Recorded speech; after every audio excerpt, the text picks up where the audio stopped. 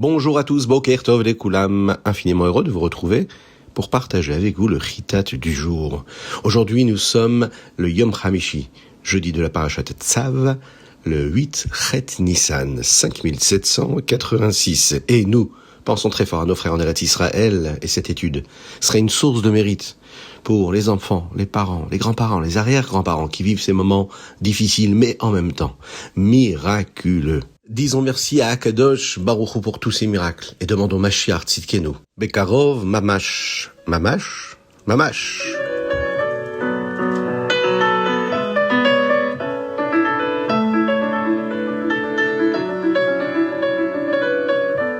Nous sommes déjà à la veille de Shabbat, Be'ezrat Hashem. Ce Shabbat est appelé Shabbat Hagadol, le grand Shabbat. C'est une journée qui est liée à des nissim, à des miracles exceptionnels pour tout le Ham Israël. Le Rabbi de Lubavitch nous enseigne que nous devons tirer des leçons essentielles de Shabbat Hagadol sur la manière dont nous devons transformer le monde. C'est notre mission au Ham Israël. Lorsque le Ham Israël était en Égypte, en Mitzraïm, il voyait bien que Paro n'accomplissait pas sa mitzvah particulière qui consistait à écouter Hachem et à laisser partir le peuple. Mais comment pouvait-il amener Paro à changer d'avis ? Il ne pouvait pas se rendre dans son palais pour lui signifier qu'il commettait une erreur majeure. Le Ham Israël était démuni, et pourtant, il possédait un moyen d'influencer Paro. Et c'est précisément ce qui s'est produit lors de Shabbat Hagadol. Le Ham Israël a accompli avec fierté la mitzvah qu'Akadosh Baruch Hu leur avait confiée. Ils ont attaché l'agneau à leur lit pour le Korban Pessah pour se cacher des Égyptiens. Bien qu'ils sachent que cela contrariait les Égyptiens, ils n'ont éprouvé aucune crainte et ont exécuté les mitzvot d'Akadosh Baruch Hu. En voyant cette scène, les nations furent saisies de peur. Ils commencèrent à se battre entre eux et tentèrent de forcer Paro à changer d'avis pour qu'il respecte la mitzvah qu'il était censé accomplir.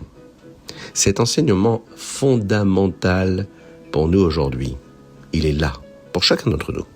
Nous portons tous une responsabilité, la acharayut, non seulement d'enseigner la Torah à nos frères juifs, mais aussi de veiller à ce que le monde entier agisse selon la volonté divine. Le Rabbi nous le dit, parfois, nous sommes en mesure d'enseigner aux nations leurs propres commandements. Les Sheva Mitzvot Ben Noach, faire de ce monde un monde meilleur, bienveillant. Les 7 lois Noachid. D'autres fois, nous n'avons aucun moyen direct d'aider les nations à bien agir. Sauf que si, nous en avons un. Lorsque nous agissons avec dignité selon les préceptes d'Akadosh Baruch Hu, que nous restons fermes dans notre judaïsme, dans la pratique, cela exerce une influence sur les nations également. Cette attitude les incite à se comporter comme Akadosh Baruch Hu le souhaite. Et tout comme ce fut cet aspect-là qui amena la Géoula d'Égypte, alors lorsque nous nous tenons fièrement dans notre Torah et dans notre mitzvot, c'est ce qui va hâter la délivrance totale, celle de cet exil, et nous emmener la Géoula Amitit Ve'ashlema. Chumash, Parashat Tzav. Dans le Chumash d'aujourd'hui, Moshe Rabbeinu apporte le Korban Khatat et le Korban Ola pour le premier jour des Yemei Milouim, les jours d'inauguration du Mishkan. Il place le sang autour du Mizbeach, qui est désormais prêt à recevoir d'autres sacrifices. Le Rabbi Shimon Zalman nous enseigne un concept très particulier dans le Likutei Torah de cette semaine, ou la Parashat Chassidique. On se souvient bien sûr d'avoir étudié le Mahamar de Batil et Gani, le fameux Mahamar du Rabbi qui a été prononcé lors de son intronisation. Nous y apprenons que la Shrina résidait autrefois ici-bas, mais qu'à cause des Averot, des différentes générations, elle s'est élevée vers le ciel. Certains tzadikim ont réussi à la faire redescendre progressivement, et lorsque Mashiach viendra, la Shrina sera de nouveau présente dans le même monde, mais de façon permanente. Comme nous l'avons vu, Moshe Rabbeinu, qui était le 7e de ces tzadikim-là, fut celui qui parvint à ramener la Shrina jusqu'à la terre, le dernier. Et qu'en a-t-il fait ? Eh bien, durant les Shivat Yemei HaMilouim, durant ces 7 jours de préparation du Mishkan que nous étudions actuellement. C'est un avant-goût de l'époque messianique, où le niveau le plus élevé de l'essence même de la présence d'Akadosh Baruch Hu, ce qu'on appelle Ikar Shrina dans le Mahamar, pourra s'installer définitivement dans le monde.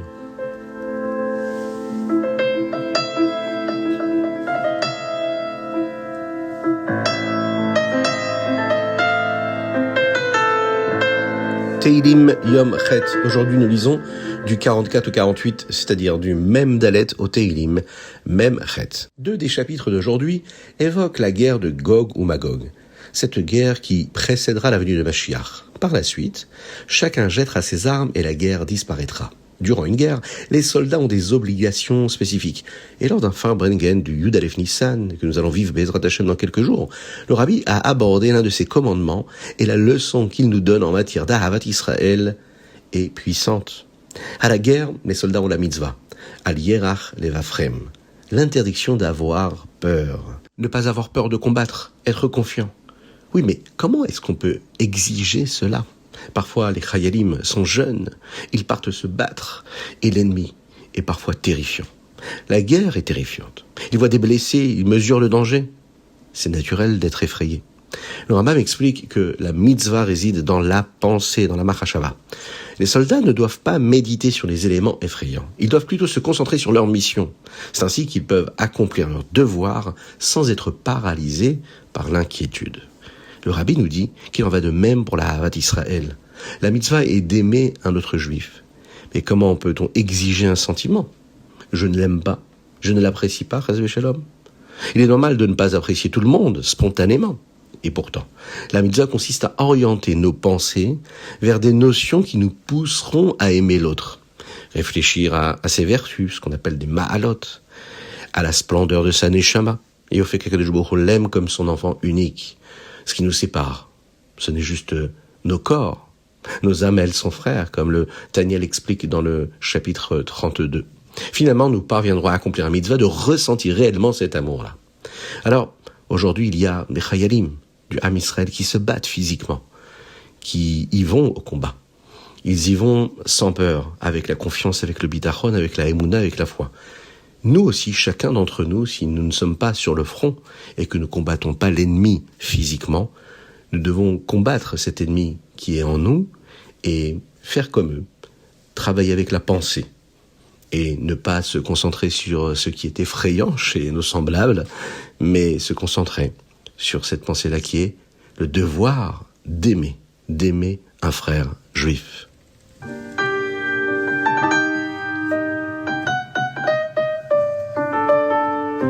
Tania, l'écouter Amarim Pereg Lamed Tet. Nous poursuivons l'étude qui concerne la kavana, l'intention dans le service de Dieu. L'une des formes d'intention peut être comparée à un animal. Nous accomplissons la mitzvah par qu'Akadosh Baruch Hu nous a créés avec un amour intrinsèque et une crainte de Dieu, ce qu'on appelle la hirat shamayim. C'est l'amour caché, la hava mesuteret, dont nous parlons dans le Tanya, et de la force du Messirut Nefesh, le sacrifice de soi inné. Il suffit de s'en souvenir pour s'en servir. Tout ce qu'un animal fait relève de l'instinct. Il court pour manger ou bien fuir le danger. Eh bien, nous accomplissons l'amour d'Hachem, la crainte de Dieu de la même façon, sans trop réfléchir de manière instinctive. L'autre type d'intention est comparé à l'humain, doté d'intellect, le sechel. Et pour cela, il faut prendre le temps de méditer sur la grandeur d'Akadosh Baruch Hu, ce qui engendre un sentiment d'amour. Ce niveau-là est généralement le travail d'un tzaddik. Même si pour la plupart notre intention principale utilise notre amour naturel, eh bien nous ne devrions pas nous sentir dévalorisés. Les malachim, les anges, ressentent la même chose. Ils servent à Kadosh Baruch Hu de façon naturelle. Cependant, notre service est plus ardu, car nous devons pratiquer ce qu'on appelle la hitkafia, l'autodiscipline. Comment ? En renonçant au désir de notre corps. Cela procurera à Kadosh Baruch Hu un immense plaisir, du nachat. Grâce à cela, la Neshama reçoit une récompense. Lors de Shabbat et de Rosh Chodesh, elle s'élève dans le Gan Eden vers un niveau spirituel supérieur, au-delà même de ce que les anges peuvent atteindre. Là, la Neshama éprouve un plaisir intense en ressentant Dieu plus fortement.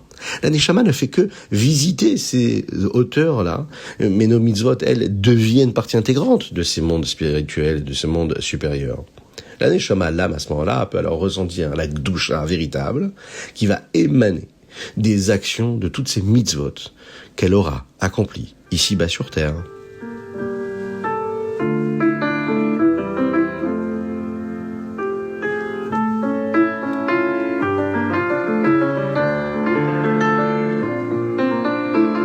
Ayom Yom, aujourd'hui 8 Nissan. Nous étudions aujourd'hui une explication sur un verset du psaume 119, le chapitre Kuf Yud Tet. Chaque Neshama est envoyé ici-bas avec une mission particulière, une shlichut. Nous ne sommes pas nés pour faire uniquement ce qui nous est facile, et nous devons identifier en nous les traits qui ne sont pas conformes à l'idéal et les corriger, les travailler. Comment savoir ce qui doit être rectifié? Le verset dit « Mehoavai techakemeni mitzvotecha ki leolam hili » de mes ennemis, tu me rends sage par tes commandements. Cela veut dire que on peut tout simplement apprendre nos erreurs de nos ennemis. On peut l'expliquer ainsi, ce sont nos ennemis, c'est-à-dire nos mauvais traits de caractère, nos midotes, qui nous inquiètent sur quel mitzvot nous devons travailler ou pas. En observant ce qui est difficile dans notre comportement, eh bien nous découvrons ce que notre neshama doit s'efforcer de réparer en priorité. Ce Boa Yom Yom-là a un réel lien avec ce que nous avons étudié aujourd'hui au sujet de la Hitkafia dans le Tanya, cette autodiscipline. En effet, le fait de se regarder dans un miroir, le fait de regarder ce qui est détestable chez nous, ce qui est considéré comme nos ennemis, nous permet de comprendre qu'en réalité, c'est sur cela que nous devons travailler. Eh bien, Ezrat Hashem, les récompenses seront au rendez-vous.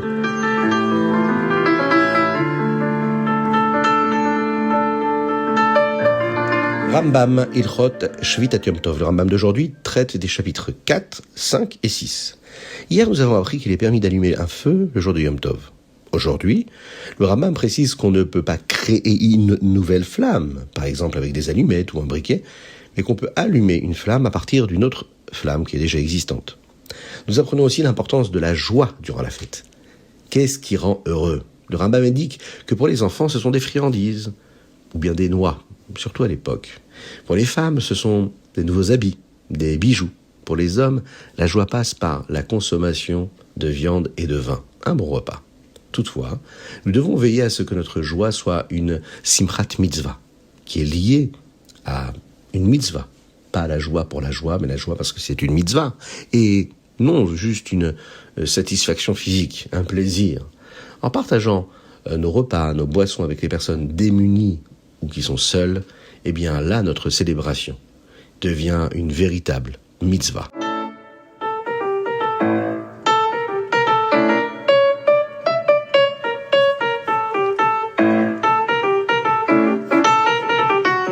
C'était le chitat du jour. J'espère que vous avez passé un bon moment. Je vous invite à le partager avec d'autres personnes, avec le plus grand nombre. Je vous invite également à participer financièrement à la diffusion du chitat. Et prenez part à cette opération en l'honneur du 11 Nissan. Faites-le, envoyez-nous un petit message par WhatsApp, plus 33 6 21 37 24 52. Nous vous enverrons un lien qui vous permettra de vous associer et devenir des piliers de la diffusion de Chitat. Que Dieu vous bénisse pour cela. À l'infini, dans tous les domaines, matériels et spirituels. Nous avons étudié pour le mérite du Ham Israël, pour remercier Akadosh Baruch Hu pour ses miracles. Et nous pensons très fort à tous les blessés, parmi eux, et tous les malades d'Israël, Avraham Nissim Ben Sultana, David Ben Sultana, Akadosh Baruch Hu envoie le Mashiach Tzidkenu Bekarov Mamash. Pensez à dire le Nassi, aujourd'hui, Shevet Menaché. Bezrat Hashem, que toutes les lumières, toutes les étincelles divines qui se trouvent dans cette tribu-là puissent faire briller le Ham Israël. À très bientôt.